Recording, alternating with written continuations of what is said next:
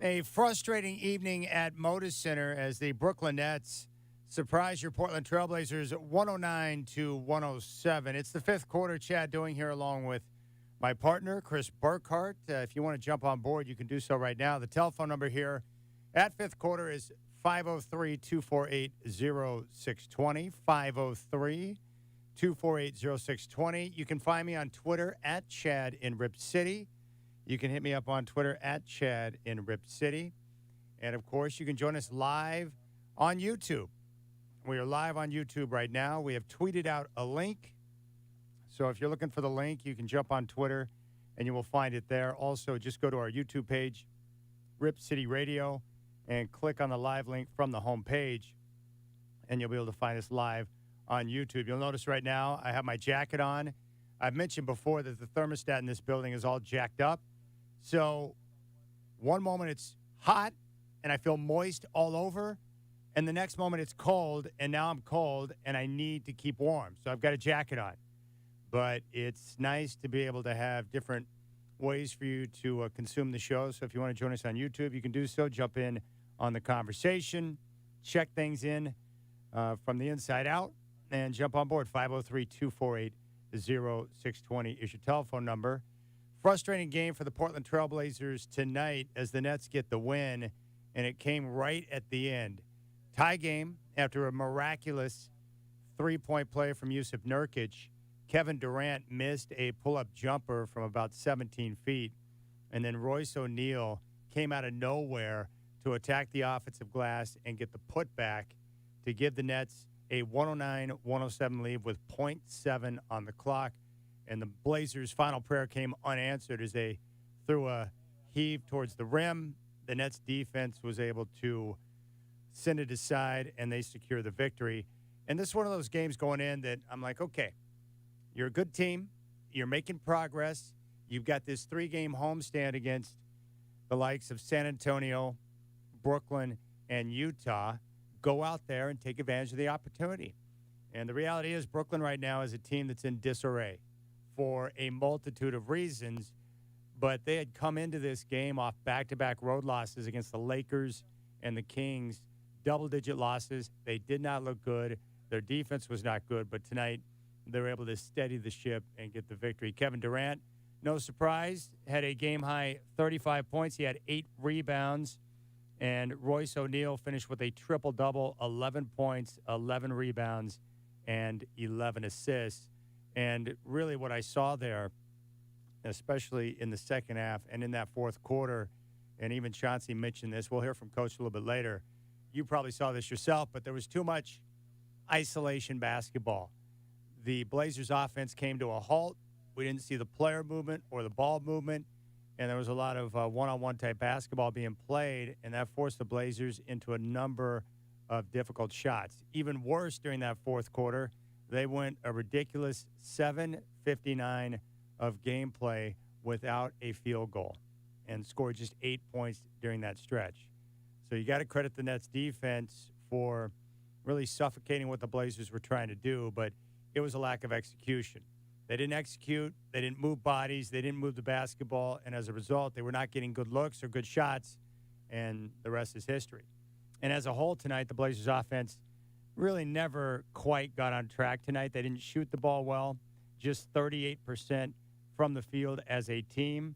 They were just 13 of 36 from three-point range. Dame had a team-high 25 points. He dished out 11 assists, but he was just 8 of 24 from the field and an abysmal 3 of 12 from downtown. Anthony Simons, he finished with 24, but just 8 of 20 from the floor. And Yusuf Nurkic, 17 points, 8 rebounds, had the miraculous three-point play, but he missed a number of free throws throughout the course of the game, 4 of them to be exact. He was 5 of 9 from the field. The bright spot tonight for Portland was Shaedon Sharpe. He scored 20 points on 7 of 9 shooting. He had some issues when the Nets adjusted their coverage on him throughout the game. We'll hear this from Chauncey, but Billups had to pull him from the game because he was unable to make the adjustment, and as a result, they had a couple of wasted possessions. That's part of the learning curve for Shaedon. That's part of the growth process, and they'll use this as a learning or a teaching moment for him. You can see the progress. You can see the confidence. It's there. But these are the steps he's going to have to continue to make to improve and get to the next level, meaning understanding the entire offensive attack regardless of what position he's at.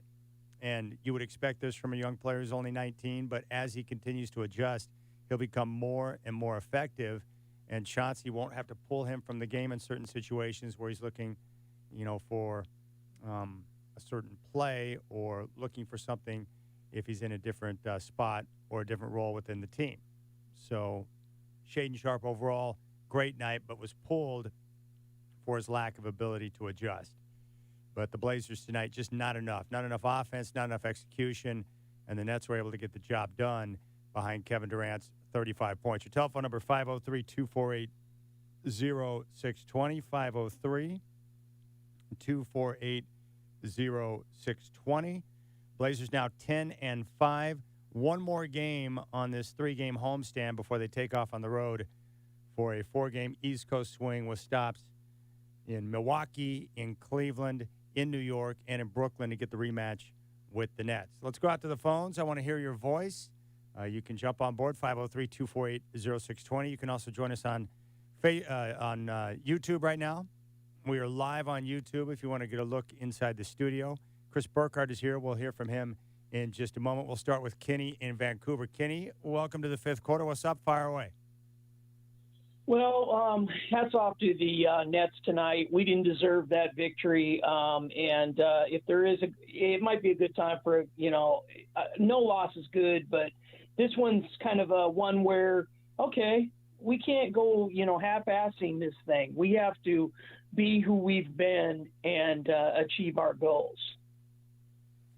Yeah, the Blazers didn't play well tonight. They didn't execute. It was a disappointing effort, I thought, because this is a team coming in that was in disarray. They were struggling defensively, and the Blazers just didn't do enough to get the job done. Their defense was really good during spurts of the game, but I really was frustrated by the offensive execution, in particular, Kenny, with the lack of movement in that fourth quarter. Yeah, I saw some things, and,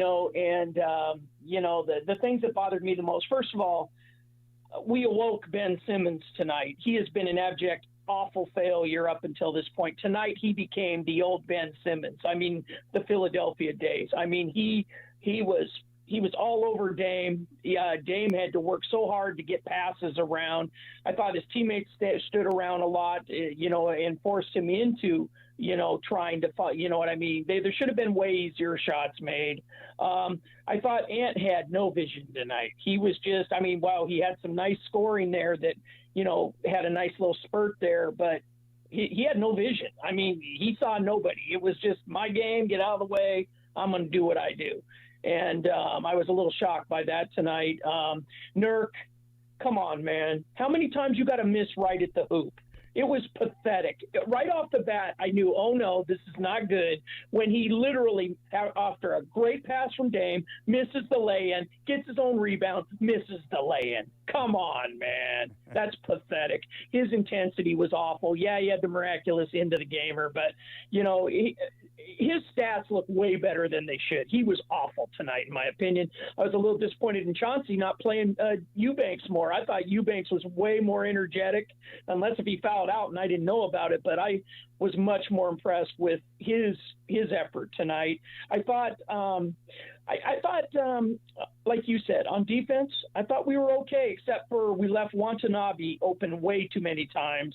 I don't know if we just got crossed up on those, but Jeremy Grant's defense, you're not going to stop Durant, but I thought he had some of the greatest defense on Durant I've ever seen. What do you think about that, Chad? Yeah, they made Durant work for everything he got. That's the tough part about Durant is that even with perfect defense, what's that old saying? Great offense beats great defense. I mean, that's Kevin Durant. He's unstoppable. He's one of the best players in the history of the game, one of the best players on the planet. He's unreal. Now, he's annoying, and he's very thin-skinned for a superstar, but a sensational talent. And he plays it on both ends. I thought he was terrific tonight. And they had multiple guys step up and give legit, contributions tonight. That was a well-played game from the Brooklyn Nets. And their defense there late in the game, I mean, they really contributed to part of the issues that the Blazers were having with their offense, and they were forcing Dame into a number of tough shots. Let's go back out to the phones, 503-248-0620, North Plains. Ben's out there in North Plains. Ben, what's up? Welcome to the fifth quarter. Fire away.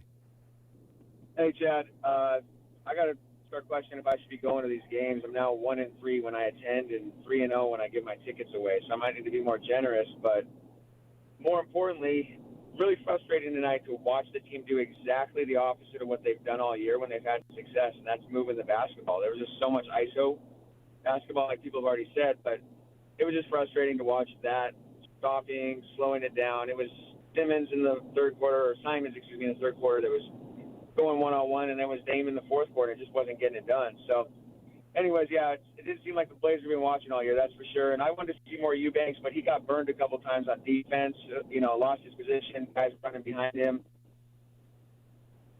They did all year to be successful, went away from it. But anyways, thanks, Chad. Appreciate you. Yeah, there you go. There's Ben out in North Plains. Let's bring in Chris Burkhardt. You heard Ben out in North Plains talk about this was not the team that we have seen throughout the course of the season. I would agree with that. What were some of your takeaways with the Blazers' 109-107 loss at home tonight to the Nets? Oh, no, it just seemed out of sorts, right? Just a little lethargic. Things weren't falling the way they needed to. They looked like they tried to get Nurk kind of going early, but that wasn't going. The big thing with this team is so far this season, when things kind of get tough or things get close, they've always reverted back to ISO ball, and that's not what they've been successful with all year long. And Coach Billups noted it postgame. He said he didn't like the ISO ball late. So they need to continue to just move the ball around, get those open shots. I liked Grant's drive to the basket for the two late in the game. He missed it, but it would have put a little more pressure on Brooklyn. But, no, I mean, this is just one of those games. Chalk it up. It's an L. Move on. All right, multiple guys struggled tonight for the Blazers. Jeremy Grant, maybe we talked about him too much being an all-star and jinxed him.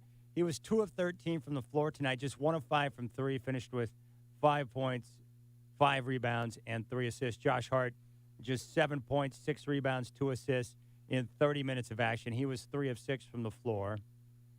And off the bench, aside from Shaden Sharp, there was really no difference maker, whether it be Justice Winslow, Drew Eubanks, or Nasir Little. They did get 20 points from Shaden Sharp. Let's go to Adam in Vancouver. Adam, welcome to the fifth quarter, my man. Fire away. All right. I had a chance to get to go to the Nets game tonight, so I got to watch everything live. It was definitely a heartbreaking loss to watch Royce O'Neal out-rebound Nurk. But I had kind of a proposal I just wanted to get your opinion on. I've been kind of keeping an eye on as much as I can about players getting added to the trade block, and I've always talked with my buddies. Nurk stayed on the team. My personal opinion is I don't know how, after watching tonight, him get out-rebounded by Royce O'Neal, Yuta Wannabe, everybody basically on the floor. I've been keeping an eye out on P.J. Washington, and some sources over there said he's been added to the trade block. How well do you think he would fit to come change things maybe for the rebounding and the I guess, I don't know, I see it more of as he's a effort player when he's down in the post, and he plays the 3-4-5 for the Hornets. And I think Nurk potentially being off the team can help, because tonight I noticed Eubanks put in a little more effort on the rebounding than Nurk tonight. Yeah, I like P.J. Washington. I've always liked his game. He would fit with the Blazers and a lot of other teams. Good role player, and I like versatile players like P.J. I'm probably getting to what you were pointing out, but his ability to play multiple positions. And, Chauncey likes that, having guys who can play multiple spots on the floor and contribute in a variety of different ways. What I'm hoping for, I've mentioned this before, but my dream scenario this year for the Blazers is to continue to win games at their current clip, to where when we get around that time where the trade deadline hits, that Joe Cronin's, faced with a tough choice, looking at the squad and saying, hey, do we want to make a move and look to go all in because we think this is a team with the right piece and go out and compete for a championship? That's what I'm hoping for. Let's go to David in Gladstone. David, my man, what's up, brother? Well, no more Taylor Swift Bad Blood on your pregame show. That kind of ruined it for me, I guess. But I like the calming music you had on. I like the calming music you had on for the postgame show. Yeah, man, it's same old, with what everybody's saying. Last year you wouldn't have felt like there was growth after a loss. My buddy Eddie said it best. Tonight was like I felt there was a little bit of growth. Chauncey talked about the top block. I don't know if you caught that in the presser. But we got killed on that. We're in a zone, and the block screen and getting caught inside next to the basket when the three-point shooter's on the wing. And we got caught on that 3 times, and that was a Wananabe three-point shooting. I mean, he usually isn't a shooter like that, and he knocked his shots down, so good on him, that was great. Sharp's defense, I don't think we're really hurting. He just has to fix that. I think Chauncey gave him a couple chances, took him out. I was surprised Eubanks wasn't in the fourth like the last caller. Our assist to turnover is so strange. We had 9 turnovers tonight. I think that was what it was. And I was complaining about the turnovers last week, the week before. 22 assists. If we're going to have 22 assists and we're not going to shoot as well as we are, obviously ISO ball is not working for us. So I hear everybody saying that. I agree as well.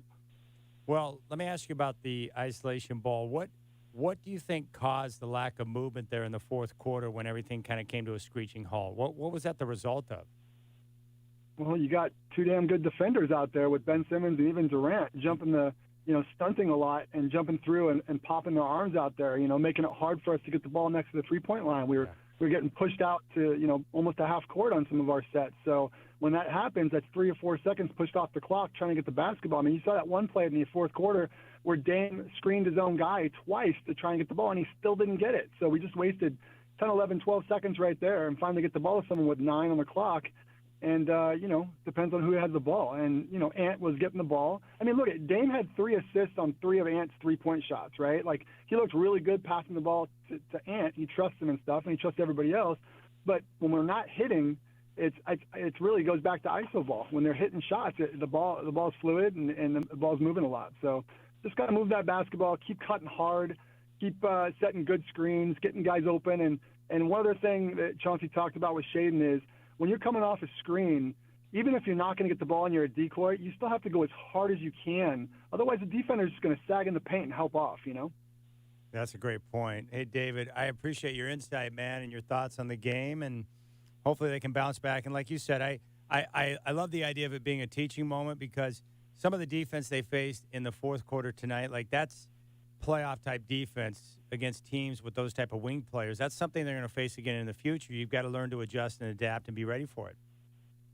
Yeah, and everybody wants to blame people. Nurk missing his free throws, being soft. Dame did not box out at the end of the game there. He just went in the key. I don't know why. That could have been an easy, just one-shot miss, go to overtime. But, this is a team thing. These guys need to play better as a team, and we've seen it throughout the year already, but we just didn't see it tonight. All right, there you go. That's my man David right there. He knows hoop. He knows it really well. 503-248-0620. 503-248-0620. How about that, Burkhart? Watanabe tonight with 20 points. He was on fire from downtown. 5 of 7 from 3. And then you had the surprising play of Ben Simmons. 6 of 6. Didn't miss a shot. 15 points. He had 13 rebounds and 7 assists. 15, 13, and 7 for a struggling player. Not bad. Not bad. Let's grab Tim in Milwaukee. Tim, my man, welcome back to the fifth quarter. Yeah, you get a Tim too for today. Chad, I can't disagree more vehemently with David from Gladstone. I just want to say that there were some really weird moments in tonight's game that made the Vegas line, which was oddly close after a Sacramento blowout, look a little bit suspect if I'm going to put my tinfoil hat on. But anyway, so Chad, I have some jokes tonight, and you can just cut me off when you feel they're inappropriate. Mr. Watanabe is not only contributing offensively, but confusing Dame on defense late in the game. That was super frustrating to me because when tech support is confusing Dame, a top 75 player of all time, maybe we need to start taking a look at that. Also, Ben Simmons, I'm going to move quick through these, Chad, so I don't offend too many people. Ben Simmons looking like the type of person that is one traumatic event away from publicly identifying as a submissive Star Wars character. And now back to the game. Shaden Sharp is the right move. I've said this before on this show. I don't see him as Kobe, but I do see him as like a more gifted Billy Ray Bates or a more athletic Gilbert Arenas. So pleasure to be with you on YouTube tonight, Chad, where I can actually see your facial expressions when I call, and I hope that they're happy because I hope to be calling in so much more. Thank you so much, my friend. Have a great night. You got it, my friend. There you go, Tim in Milwaukee. 503-248-0620. Anytime someone is ready to bring out the jokes, based on what happened with Daniel and Phoenix, my fingers slide towards the dump button now. I put myself in position, Burkhart. I'm ready for anything. As they should. As they should. As I just posted in the YouTube chat, if you're listening on the radio at home, grab your phone, grab your computer, get on YouTube with us.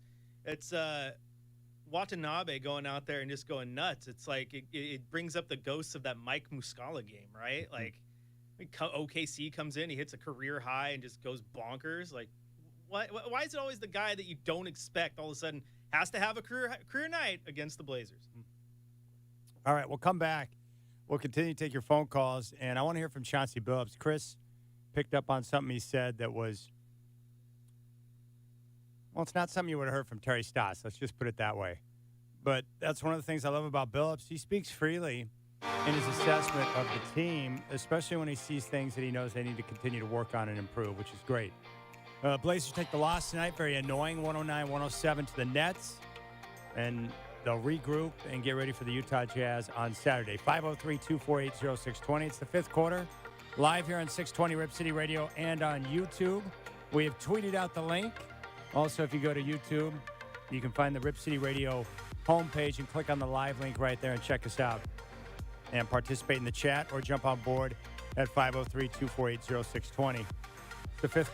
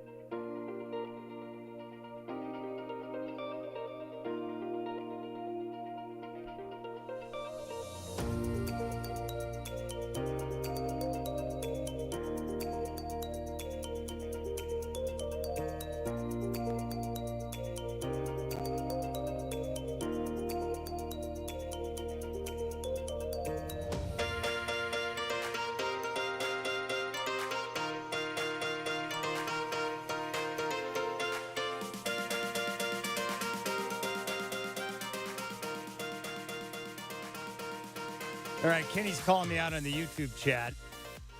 He says he cringed when I referred to the Nets as trash before the game today on game day. It's true. They've been trash. They just gave up 153 points to the Sacramento Kings. They were blown out by the Lakers by double-digit points. They have grossly underachieved. They've got the mess with Kyrie. Kevin Durant wants out. It's a mess. It's a circus show. They have been trash throughout this year based on what they should be. But when you have Kevin Durant and you've got the length that they've got on their roster, and Ben Simmons, while he may have the yips on offense, and he played well tonight, nearly had a triple-double, that length, we talked about that with the Nets, like what would it look like with Kevin Durant and Ben Simmons? And when you got that type of length and defensive capabilities, and we saw it tonight, David from Gladstone referred to that their length and denial really brought the Blazers' movement to a halt there in the fourth quarter. And that's what happened with the Blazers' offense. They reverted back to iso ball and put up a number of contested shots. They went 7:59 in the fourth without a field goal and scored just 8 points off free throws during that stretch. So credit the Nets and their efforts there, especially that length, as part of the reason why Portland suffered there in that second half. Let's take a listen to Chauncey Billups. Pay attention to what he had to say. He always gives a good assessment, but talked about the movement or lack thereof in the offense tonight. We just really never got a flow in the fourth quarter. I thought the end of the third quarter really hurt us. 2 minutes, 40 seconds, we up 11. They go on a 14-0 run, turn the tide on us. And then from that point, it was just kind of, we was in scramble mode, trying to get back in it, and we did. But just too many tough looks. I thought we lost our trust a little bit in the pass, in the fourth quarter. Stopped passing it, started chasing matchups, which was great. We was getting them and then just kind of standing and watching the ISO, which is not how we like to play, But we gave ourselves an opportunity, we gave ourselves a chance, and just couldn't get over the hump. Chauncey, you said on the road trip in Dallas, you were a little hesitant to throw that double team on Luka late in the fourth quarter. Final 4 minutes, going to catch it up. You threw them on trap and press up on KD. How did you think that the guys kind of reacted and dealt with KD? Yeah, I thought we did a good job of it, to be honest with you. There was a couple times that we allowed ourselves to get pinned in on the rotation guy to the corner. And, that buys that guy a second, and they hit a couple big corner three-point shots on that. But I felt like, when you're in those situations, you're wanting to make sure that the best player don't make those shots. So I thought we did a good job with our fires. Was the final play, was that just a lob to the rim and anyone trying to get to it? Yeah, .1. I mean, you got no shot. Actually, the .7 one. Yeah. I thought, we got a pretty good look on him, but the timing was off, on the play. By the time the pass got there, it wasn't open anymore, But, yeah. Mm-hmm. Chauncey, what did Ben Simmons do to you guys defensively? It seemed like he was kind of bothering Dame, keeping him from getting to spots a little bit. Yeah, Ben I've always said this. I think he's one of the best defenders in the game. I really do. Very versatile. He's big and strong, and he can move, So I thought he bothered a lot of our actions. He's really good at shooting the gap, closing the distance, But I thought we was okay there because they switched everything, so we was able to get them switched off at certain times, and we was able to get them switched off at certain times. We just didn't capitalize when we did that. You had Josh go pack a man a little bit a couple of times near the end. When you kind of make that choice, why you go that way? Well, I felt like we wanted to, one, break their rhythm, and two, Ben is struggling from the free throw line. And if it wasn't him, it was going to be Claxton. So I was upset at halftime because we go into the game saying they got two guys that are very poor from the free throw line. If they get anywhere around the basket, make them earn it. Well, Claxton was 4 for 5 in the first half, and Ben Simmons was 4 for 4. Neither one of them shoot jumpers. So how does that happen? We got to be locked in. We get chances to foul it and make them earn it. So we did a better job about it in the second half. But by that time, these guys are in a pretty decent rhythm. How are you determining how you use It's all feel, man. It's all feel. What's going on with the game? I thought Shaden was really good for us tonight. He's still kind of learning, our plays, the timing of the plays, everything is just so new.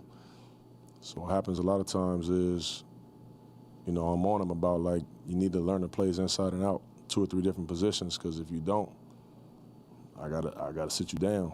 I can't have somebody out there that doesn't quite know it all yet. And that's a tough thing, for him to know those things. But that's just something that we got to keep working on. But I thought Shaden gave us an incredible boost tonight. So good in the first half, but second half we didn't really go back to him that much. Mm-hmm. Was that just because of the experience factor? Yeah, in the game, I thought that they made a couple of adjustments on him, and he didn't quite adjust as fast, as he could have to it, which is understandable. But when those things happen, I got to identify that, and I got to make decisions out there. Can you explain, just in layman's terms, what their adjustments were? Well, one, he was coming off of a little, I call it wide action, pretty clean, getting looks. They started top locking that. We have different coverages and principles when we do top locks. And when we don't do that, they throw you off a rhythm. A couple times he forgot the top lock coverages. That's a waste of possession. That's a second waste of possession. So I got to get him out, talk to him about it, and then see if he's ready to go back. All right, there you go. Chauncey Billups following the game. I love that he pointed out that, the Blazers offense really came to a screeching halt, lack of movement from players, from the basketball, and it resulted in a kind of a tough watch there in the fourth. But he said, hey, I think we lost trust in the past there in the fourth quarter, and it resulted in a number of tough shots. And then with what he said there about Shaden Sharp, it's a great point, and it's part of his development or growth or whatever you want to call it. But he reminds Shaden all the time that you got to understand the playbook inside and out for multiple positions on the floor. So that way, if you're on the floor like we saw tonight and you're having success and they make the adjustment, you've got to know what the playbook is so you can be effective in different spots on the court. And my guess is Shaden Sharp will go back to school. He'll continue to study and learn the plays that he needs to understand so he can have success in different situations. And as he continues to develop and have a better understanding of the offense and how to execute, then Coach won't be in a position where he feels the need to pull him off the floor in those types of situations. Nets get the win tonight over the Trailblazers, 109-107. Portland now 10-5 on the year, and they've got one more game coming up at home on Saturday against the Utah Jazz. That game will tip off at 7. Game day will start at 4:30 before they head off on a 4-game East Coast swing that will start in Milwaukee, followed up by a game in Cleveland with stops along the way. I think they get the rematch with Brooklyn in regards to their schedule. In fact, I'll take a look at that right now so you have an idea of what's coming up the rest of the month of November for Portland. Like we mentioned before, the start of the season through November, a tough part of the schedule, but that's what they've got right now. One more game at home against Utah, Milwaukee, Cleveland, New York, and Brooklyn on the road before they come back home to take on the Clippers, and they finish out the month of November in L.A. against the Lakers. All right, telephone number 503-248-0620. We'll come back on fifth quarter. We'll continue to take your calls.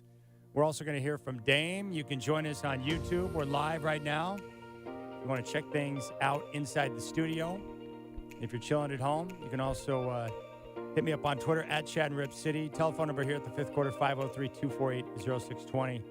Nets top the Blazers tonight, 109-107. It's the fifth quarter on 620 Rip City Radio.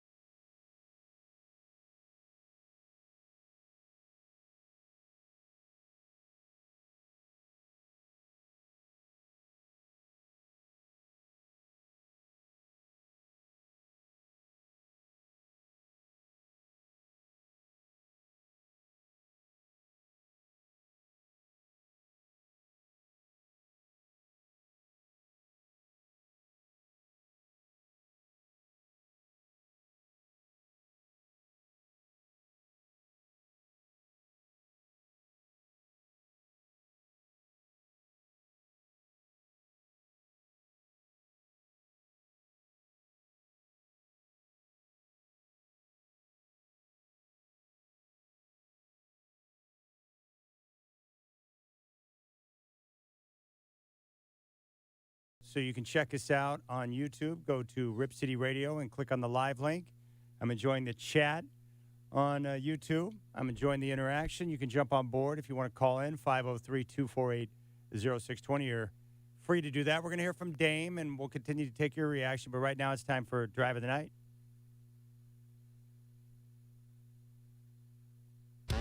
It's time for the Portland Trailblazers Drive of the Night here on the fifth quarter, hosted by Chad Dewing, 620 Rip City Radio. Drive of the Night is brought to you by Dick's Chrysler Jeep Dodge Ram of Wilsonville, ready to compete with the lowest prices in town. Little grabs the rebound after a push in the back. It's a 4-on-1. Now here's Grant. Grant lobs to Sharp, throws it down with one hand. What a feed from Grant to Shaden Sharp for the 2. Rebound a little. Out in front to Grant. Oh! He will go to get it with a right hand. I love that. We got a little double dose there from Travis Demers and Kevin Calabro, your Drive of the Night here on the fifth quarter. And Burkhardt, I got to give you props. I like the little dealio you put on the YouTube page there. When someone subscribes, we get a look at Dame and Nurk. Very nice. Very crafty on your part, buddy. Yeah, we need some more people to subscribe. I've seen it fire off twice now, and it just gets me excited. I know. It makes me very happy. 503-248-0620 is your telephone number. Would love your reaction to what we saw tonight with the Brooklyn Nets getting the unfortunate 109-107 victory. Kevin Durant with 35 points. And Royce O'Neal with a triple-double, 11 points, 11 boards, and 11 assists.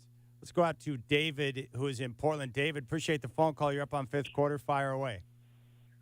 Okay, well, I apologize if you covered it because I just got to the radio, but I was at the game, and I saw it again on TV. Why was Amp in the game at the end when we needed a big man to block out? Well, I actually think the person that might be the most responsible for the lack of a blockout might be Dame. Oh no, and Dame was Dame was inside too, but Dame was going to be in the game at that point. But Amp, why is he in for defensive at that end? Well, I think Chauncey's trying to develop him on that end of the floor so he can become a better defender. Well, that's kind of dangerous at that point in time. And did you talk about the Hack-a-Shack or why? What do you mean, why? Well, because you've got Ben Simmons who doesn't shoot free throws very well, and that's why they were attempting to put him on the free throw line. And they were trying to find a way to, get some stops without giving up points so they could, hopefully get their offense going. Did you not like the strategy there? Well, I thought it odd. And, I think he hit 5 out of 6 or 4 out of 5. Anyway, he only missed one. I don't know. I wasn't too critical of that. I just thought it odd because he started it awfully early. And you could see the refs almost talking about whether or not there's a rule about when they can and getting the ball out of bounds and all that. Well, the reason why you do that, David, the reason why you do that is pretty simple. He made 3 of 4 from the free throw line, did Ben Simmons. But the reason why you do that, he shoots right now on the season less than 50%. He's a 46% free throw shooter, and he's got the yip. So they were putting a guy on the line who has struggled mightily there because they thought it'd be an easy way to get some stops and give themselves a chance to get back in the game. No, and I understand that. That wasn't the end of the world, but I did not. I was screaming about what's his name being in the game at the end. They should have had a big man in there to block out. And you're right. I mean, Dame was in a little bit better position, but there was 2 little guys, and if there had been one big guy, that funny bounce might not have been able to get tipped in. And it's okay. I mean, it was a good game. It was an even game, but at least it didn't go into the depths like it did the other night before they come back. Yeah, they're going to lose some of those. But I just thought that one play was awkward. At that point in time, that he'd been going offense, defense before on a regular basis, and that should have been defense, in my opinion. Well, I understand that. There's no question. I mean, there's a lot of things you can look back over the course of a close basketball game like this and think, well, what if they would have made this move or this adjustment? I'll ask you, Burkhardt, what did you think about the lineup he had on the floor there at the end of the game when the Nets had the ball and had a chance to get that final shot up, which Kevin Durant missed, and Royce O'Neal was able to get the tip in with 0.7 on the clock? Yeah, I think I kind of agree with you. Sometimes you got to get them guys to get those defensive possessions, and I think the team was playing decently at that point. I think they trust him. I don't think they were in there looking for the rebound and the tip in because they put the best situation they had out there with what Brooklyn was rolling. It's not like Brooklyn had a ton of big guys out there. The big guy was Kevin Durant, and Jeremy Grant played on him. And the thing was, Jeremy Grant played absolutely smothering perfect defense on KD on that possession. Just couldn't get the rebound. So I get where people are upset, but that situation with the lineup they had out there, I do think that defensive lineup made sense. The rebound just hurt him. All right, let's go back out to the phones. Let's go out to Mark in Estacada. Mark, welcome to the fifth quarter, my friend. Hey, man, thanks a lot for having me on. You got it. I just noticed on my drive home that you had asked somebody, like, why did we end up in ISO ball? And it was really reminiscent of, those old Stotts days. And I wanted to comment with my theory because I've been watching them. I've been a season ticket holder for 5 or 6 years now. And back in the day, CJ, he would always start. Hey there, sorry I had to throw you on hold. Chad was just talking to me. My mic was on. What's that? No, go ahead. Continue. CJ would always start forcing shots right before the All-Star game. He would try to get up and start making more shots and make himself an All-Star, and it actually kind of forced us into a lot of that. And I think now Damian, knowing that he's playing against Durant, Simmons is back, people are going to start talking about this game. He started forcing a lot of shots, trying to get his numbers up and trying to get his offense going, and just kind of hurt us. It kind of made everybody kind of start standing around and watching the Damian show for a while.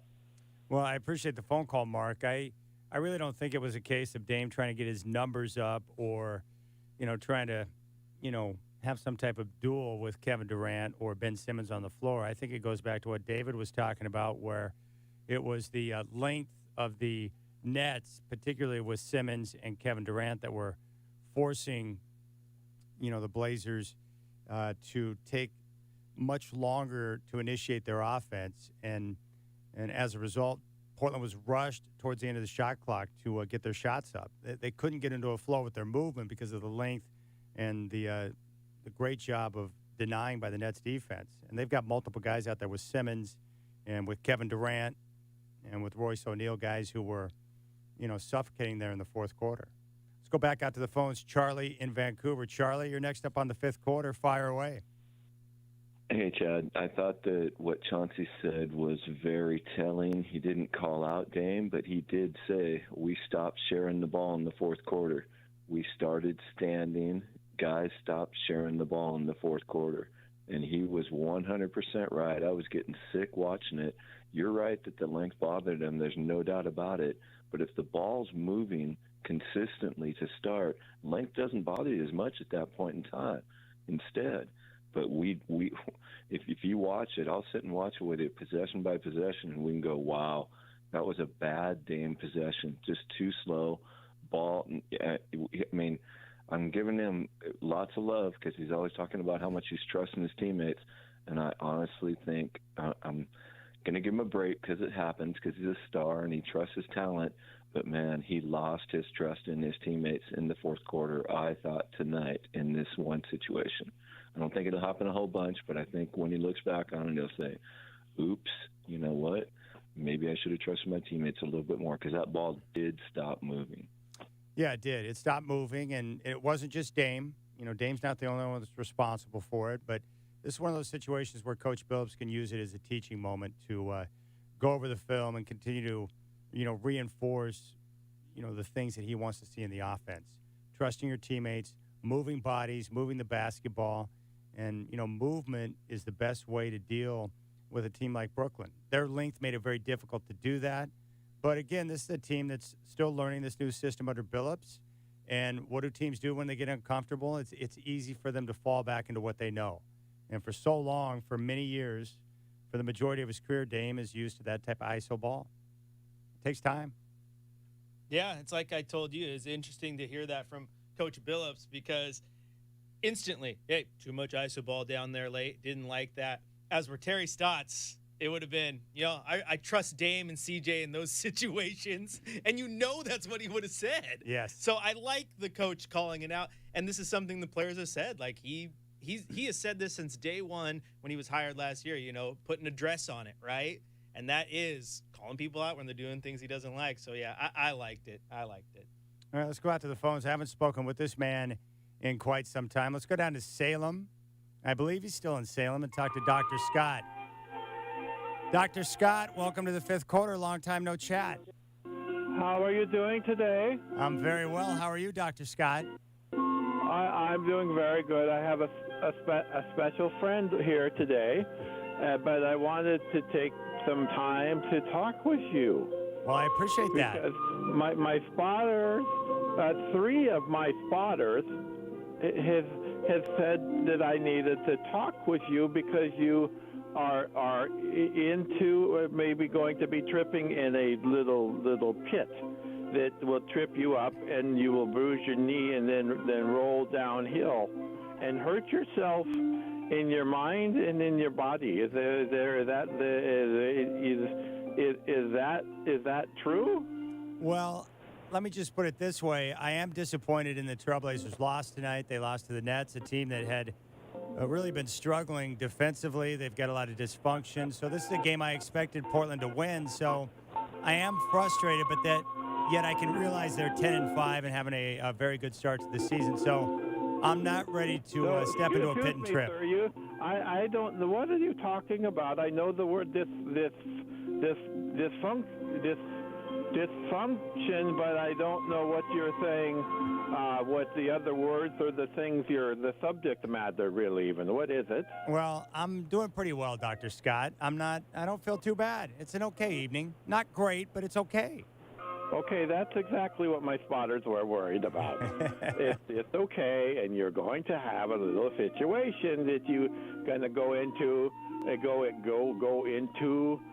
the pit hole, and it's not going to be good. So I want to give you something a little special here today. Yes. That I do with my patients. They usually pay $87.43 for the 40-minute session. If they're bought into the 6-pack, but if they're not bought into the 6-pack, then it's much more. It's $103.27. So I want to say this to you. It's fun when you're with a lover. It's fun when you're holding the hands with your lover. It's even funner when you're in the tub with your lover and you sing special songs to each other because your lover can maybe take the place of your mother, like we say in the psychology. It can help you feel better and better and better, and like another peanut butter sandwich cookie, and that's snuggling and warm and very sweet and very, very nice to chew on. Do you feel like another peanut butter sandwich cookie? Yes, I would like to have another peanut butter cookie sandwich. There's no question about it. I wouldn't mind having a bath with a lover. That sounds like fun, too. Yes, well, you could. I have some special friends that could maybe help you with that sometime. That is a special service that I don't offer to everyone, but sometimes I do. Ask a friend to help a friend and help a friend more so. That's very friendly. So I could maybe have the friend help you. Well, I appreciate that, Dr. Scott. Is that good? Yes, that's very good. So, have you had a lover friend lately? Not exactly. Okay, that's not good. Now, I know from my notes here that you have a little friend that you love very, very much. That's right, Puppy Shots. A little four-leggers in the tail, huh? That's right, Puppy Shots. He's my best friend. Well, that's about all you need. Because I'm saying that because a lot of these people who want to hear that, I just have my little puppy, or the worst ones are, but I make lots and lots of money from them, are the women that say, I just have my cats, and then in all my cats, I am happy. And I talk to them for usually about 43 weeks. at once or twice a week. So it works out pretty well for me. That sounds good. So, and once in a while they become a special friend of mine too. That's true. Yeah, special I have friends to are bring nice. them along to a certain point because then they are able to be my special friend. Does that make a certain sense to you? It does. It does make a certain sense, no question. Okay, well, I just wanted to make sure you're okay. Now, you have the number for my office, and you're welcome to call and set up an appointment sometime. Well, I appreciate your time, Cash Dr. only, Scott. no credit cards, and I don't like to bill insurance. But you can come with the cash. Exact change, so bring some coins out of your car off the floor and wash them, please. And I want to say, you have a good night, and I bid you farewell and adieu. All right. Goodbye, my friend. Thank you, Dr. Scott. I appreciate you taking time to check in. There's Dr. Scott from Salem. Concerned, but we have nothing to worry about. The Blazers are 10-5, and tough loss tonight, but they have a chance to bounce back against Utah on Saturday before they take off on the 4-game road trip. Telephone number 503-248-0620. 503-248-0620. Let's go ahead and get you caught up to date around the association. The fifth quarter on 620 Rip City Radio presents the Scoreboard Report, brought to you by the Stadium Sports Bar and Grill, A-Lene's ultimate venue for sports fans every Monday night, featuring beer and wing specials and more. All right, light night in the association down in L.A. tonight. The Clippers take out the Pistons 96-91. Reggie Jackson with 23 points. L.A. now 9-7. Detroit just 3-13. They're winless away from home now at 0-8. In Sacramento, the Kings scored big again. They topped the Spurs 130-112. De'Aaron Fox with 28 points, 8 assists. The Kings now 8-6. San Antonio just 6-10. And of course, earlier, the Brooklyn Nets over the Portland Trailblazers 109-107. Kevin Durant led the way, a game-high 35 points, 8 rebounds. And Royce O'Neal with a triple-double, 11 points, 11 rebounds, and 11 assists. And Ben Simmons tonight with 15 points, 12 boards, and 7 assists. And that is your night in the association. 503-248-0620. You can find me on Twitter at Chad Rip City. Chris Burkhart is here. Yeah, it was tough. Tough loss. 10-5, though. The Blazers in a good position. Now they just got to bounce back and get ready for Utah. And I'm actually looking forward to that matchup against Utah, Burkhart, because they've been one of the surprise teams. It'd be nice to get an early look this season to see how they match up. Yep. I've been saying it all early year. Another good test. It's another good test, Chad. But this is one. Look at this. Okay. So Utah started out hot. So did San Antonio. San Antonio fell off relatively quickly. Utah not looking as good, but they are still good. You have some people concerned about Portland after this one going, is this the turning point? I don't think so. A 2-point loss to Kevin frickin' Durant and a hot Watanabe. Like, come on. Like, that's it. It happens. It's the NBA. But I do think they can rebound and beat Utah and maybe assert their dominance a little bit once again, get right back on the right track. You looked at this game, dude. Brooklyn shot like 50% from the floor. I mean, they were hot. They were hot. Portland wasn't. So this is definitely one of those games I think you can try to dissect a little bit, but you can also look at and you can chalk up to, hey, that's the NBA. Take care of business on Saturday, though. All right, we'll come back on fifth quarter, and we'll continue to take your phone calls and react to the way things went down tonight. 109-107 the final as the Nets get the victory over the Blazers. Next broadcast will come up on Saturday, game day starting at 4:30 with the tip-off against Utah from Moda at 7 o'clock. 503-248-0620. We're also live on YouTube.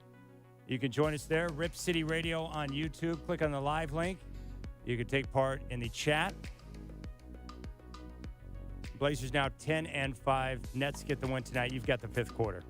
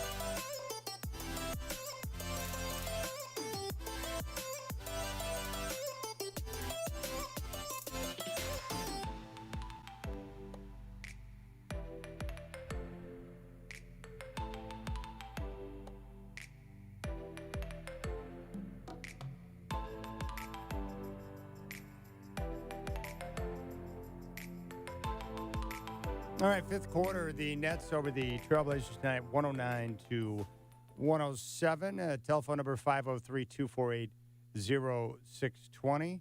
It's time now for our shot of the night. Let's do it. It's time for the Nothing But Net Shot of the Night here on the fifth quarter, 620 Rip City Radio. The Nothing But Net Shot of the Night is brought to you by Oregon Dungeness Crab. Sustainably harvested, uniquely delicious, and always wild. Oregon Dungeness Crab always sounds good for dinner.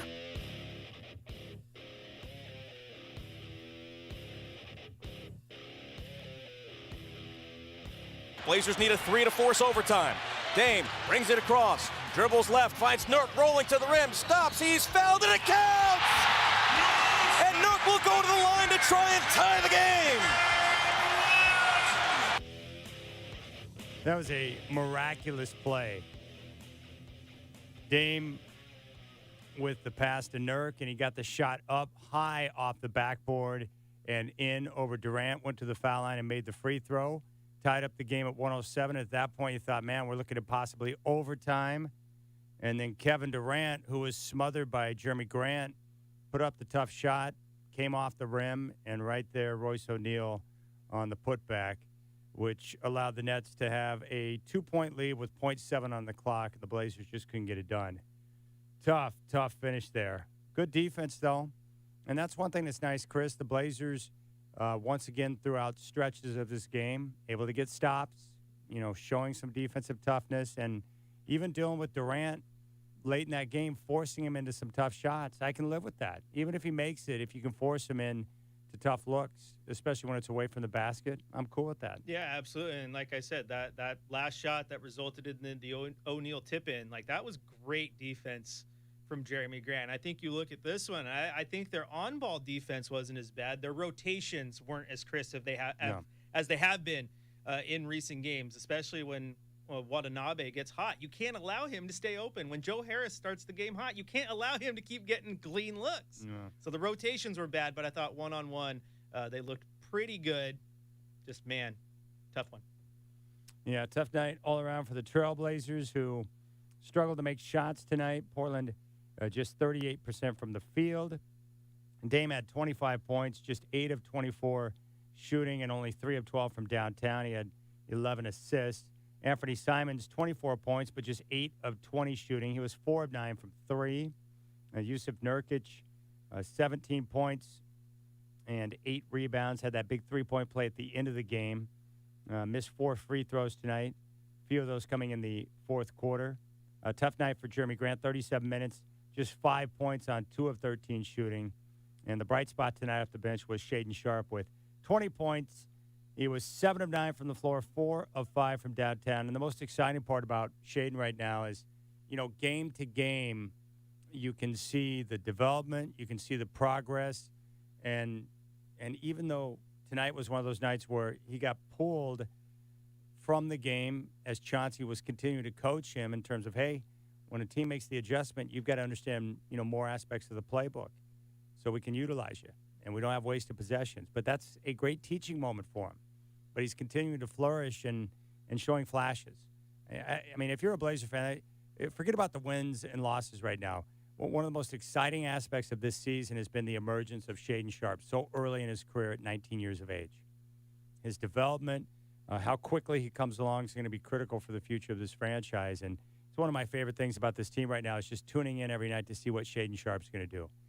With the shot making, the athleticism, watching him continue to grow defensively, and just to see how he responds to the coaching and encouragement he's getting from the staff and also his teammates.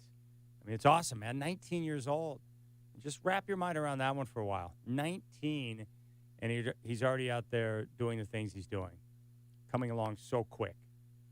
And, the Blazers, props to them for having a plan and continuing to commit to, finding ways to get him on the floor. The other exciting part about this team is help is on the way. Gary Payton II is close to his return, and he's going to upgrade the defense, and he's going to bring a different mentality to that end of the floor.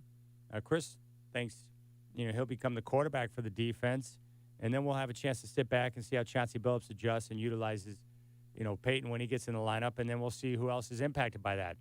because he's going to play a lot of minutes. People are going to get impacted, and Chauncey's going to have choices. Yeah, absolutely. I see him as the quarterback. Like I said, I think it's going to be absolutely huge, especially when Jeremy Grant, just the other day at practice, talked about how, we're still missing some communication. We know what we need to improve here. The first thing that popped in my head was communication, Gary Payton. Yeah. And just so you know, we're getting some comments in the YouTube chat. If you guys don't know, get on Twitter, find the link, or go to YouTube, Rip City Radio, that I'm being selfish because I'm very well lit and my camera looks great, but you're not. And I'm explaining to them that, hey, step by step, we got video, though. Yeah, so what we've got right now, Chris is in the control room with the board and master control, all the buttons in front of him. And then I'm in the talk studio, which is in the room next to his room, but we're separated by a thick wall and double glass. And right now, based on the setup, the camera that's facing me is in the control room. Now, I waited for an hour and a half after the show yesterday to get a delivery from Amazon. We got 2 new computers and lighting for the main studio. Now it's just a matter of getting the proper cables from one room to the other, and then we'll have cameras right in front of me and you, so nothing's coming through the glass. Well, engineering better help us, or I'm just going to start drilling. I like it. Heck, I'll run stuff through that ceiling, too. I know those tiles pop up. Yep. We'll find a way. If you don't think that I've climbed on the table and haven't looked in those tiles yet, you're crazy. All right. So we're on it. But big thanks to Chris Burkhardt for dual producing and engineering and putting this all together. That's going to do it for us. Our next Trailblazer broadcast, my friends, is going to come up on Saturday. We're going to be back here on 620 Rip City Radio for game day, which will start at 4:30 with the tip-off against the Utah Jazz at 7 o'clock. Good phone calls tonight. Love your tweets. Love your calls. Love the interaction and the chat on YouTube. Thank you so much for joining us. Your final score tonight from Moda Center. The Brooklyn Nets over the Portland Trailblazers, 109-107. Portland now 10-5 on the year. They finish out the 3-game homestand Saturday against the Utah Jazz. For Chris Burkhardt, I'm Chad Doing. Have a great night. We will catch you on Saturday for the Utah game.